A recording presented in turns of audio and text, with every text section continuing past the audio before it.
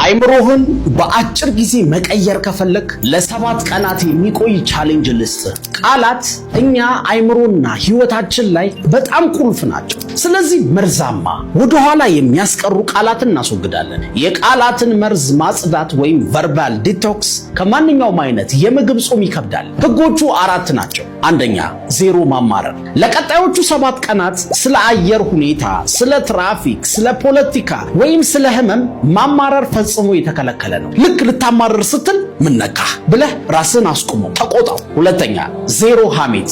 ለቀጣዮቹ 7 ቀናት በቦታው ስለሌሉ ሰዎች ማውራት ፈጽሞ የተከለከለ ነው። ሶስተኛ፣ ዜሮ ራስን መናቅ።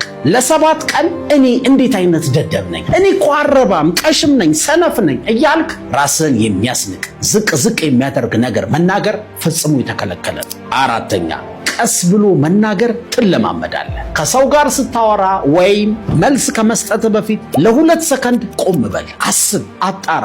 መልስ መስጠት አስፈላጊ ነው? አስፈላጊ ካልሆነ አሳጥረህ መልስ ወይ ዝም በል። 4ቱን ነገሮች ስታደርግ በመጀመሪያዎቹ 2 ቀናት ብስጭት ይሰማሃል። የምታወራው ነገር ልታጣም ትችላለህ። ለካ የለመድኩት ንግግር 90% አሉታዊና ቆሻሻ ነበር ትላለህ። ምን እንደምትል ስለማታውቅ ብዙ ጊዜ ዝም ትላለህ። መልካም ነው። ያ ዝምታ ጉሮሮህን፣ አይምሮህን እየፈወሰው ነው። በ3ኛው ቀን የአካላዊ ጉልበት መጨመር ይሰማሃል። ኢነርጀቲክ ትሆናለህ። ለማማረር ታባክነው የነበረው ጉልበት አሁን ከኔ የሚጠበቀውን ለማድረግ ከምን ልጀምር የሚል ኃያል የሆነ የፓወርፉል ሰው ጥያቄ መጠየቅ ትጀምራለህ። በ7ኛው ቀን ከንቱ ነገር ማውራት ስላቆምክ ቃላትህ ክብደት ይኖራቸዋል። ሰዎች በጥሞና ያደምጡሃል። የበለጠ ግርማ ሞገስ ያለህ ጠንካራ ሰው ሆነ ትታያለህ። በዙሪያ ባሉ ሰዎች ላይ በቀላሉ ተጽዕኖ መፍጠር ትጀምራለህ። ዳይ የ7 ቀን ቻሌንጃችንን አሁን እንጀምር።